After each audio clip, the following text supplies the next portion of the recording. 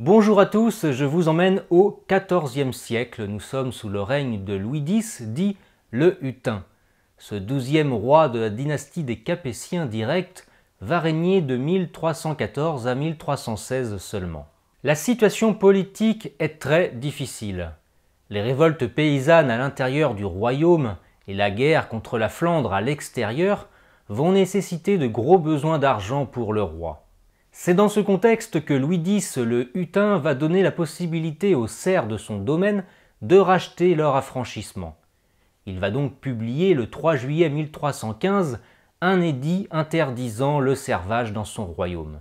Dans quel contexte fut promulgué cet édit et quelles en furent les conséquences, c'est ce que nous allons voir tout de suite, mais avant, permettez-moi de vous remercier pour l'accueil que vous avez réservé à mon premier livre, Ainsi était Saint Louis.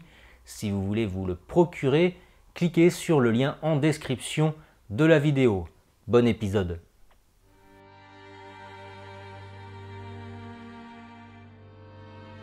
Tout d'abord, précisons les différences majeures entre les deux conditions qu'étaient l'esclavage et le servage. L'esclave était la propriété privée d'un maître, considérée comme un bien meuble, on pouvait le vendre au même titre qu'un animal. Le serf, quant à lui, disposait d'une personnalité juridique, contraint de rester sur sa terre, il devait l'exploiter à son propre compte ou pour celui d'un seigneur. Il pouvait s'affranchir de sa condition en achetant sa franchise. Le seigneur lui devait protection. Dès l'an 1000, les rois des Francs, sous la pression de l'Église et parfois de leur épouse, commençaient petit à petit à éradiquer le servage. La femme de Clovis II, la reine Sainte Bathilde, avait été de celles qui avaient eu une grande influence sur leur royal époux. Son attitude s'expliquait certainement par son passé d'ancienne esclave. Au fil des siècles, les rois de France, soutenus par l'Église, multiplieront les affranchissements de serfs dans leur domaine, si bien qu'au début du XIVe siècle, le servage avait quasiment disparu.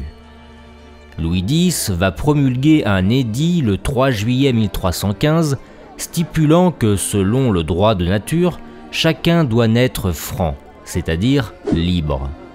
Ce qui sera la base de la maxime rendue populaire plus tard dans le royaume, nul n'est esclave en France.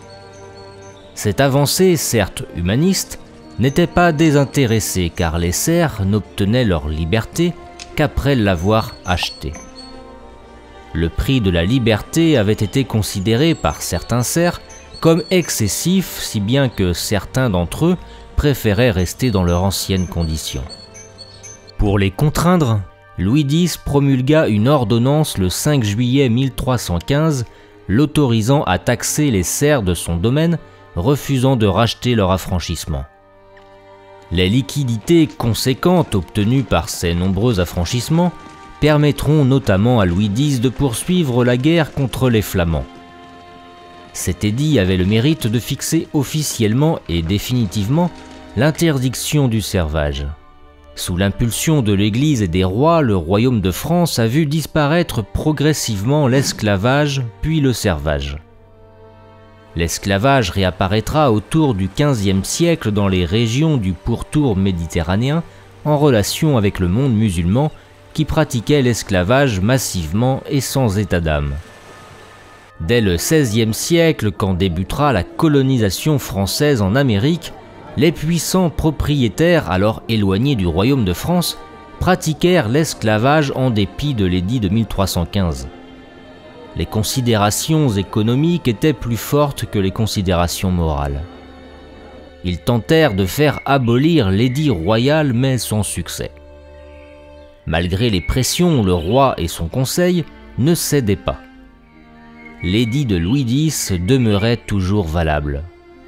Au XVIIIe siècle, siècle des Lumières, toujours animé par des motivations plus financières que morales, les partisans de la liberté économique usèrent de leur influence politique pour tenter de rétablir l'esclavage en France.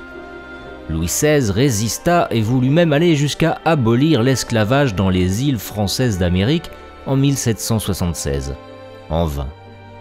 Plus de 2 siècles après la mort de Louis XVI, plus de 40 millions de personnes sont encore tenues en esclavage à travers le monde.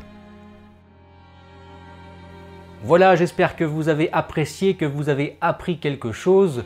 N'oubliez pas de laisser un commentaire, de partager la vidéo ou de laisser un petit pouce j'aime, très important pour le référencement et de la vidéo et de la chaîne. Je vous dis merci beaucoup, portez-vous bien, en attendant vive la France, salut!